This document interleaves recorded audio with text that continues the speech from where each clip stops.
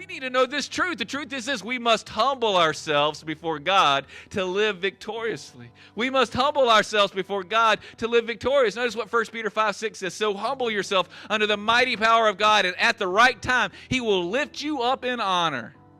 Do you want blessings in your life? Do you want honor in your life? Do you want victory in your life? Then they all come from us humbly refusing to talk back to God. But do you want curses? Do you want defeat? Do you want dishonor? Then convince yourself that God owes you an explanation.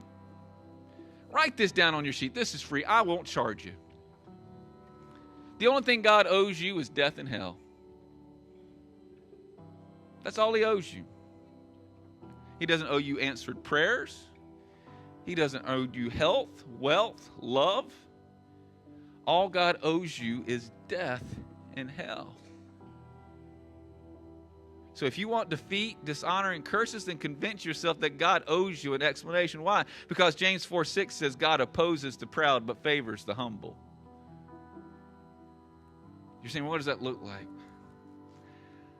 Many of you know that my children didn't come with instruction manuals. Maybe yours did. But when they were born, they came out screaming and red, looking like aliens. And I immediately had this overwhelming sense of hopelessness and helplessness because I didn't know what to do. But this is what God told me. He told me to read His Word, which I did. And then He also said, Randy, find what you consider a successful parent. When you have kids that are polite and loving and are good and obedient, find those kids and then take their parents out to dinner. Take their parents out to eat. Invite them over to your house. Why? So you can watch what they do. You can learn from them. Monkey see, monkey do. That's real simple, Randy. That's all you got to do. And the most successful mom I ever met, I still remember she was over at my house one time.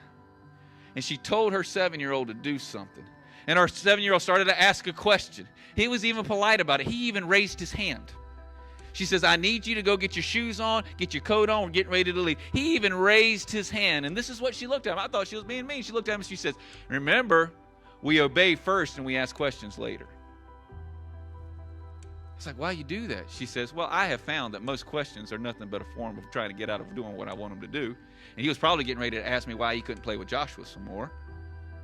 And she said, watch this. He'll obey, and he won't come back and ask a question because by the time he gets to obeying, the question's out of his mind. You know what God's saying to you and me today?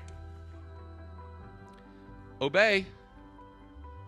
And after you obey, if you have any questions, feel free to ask.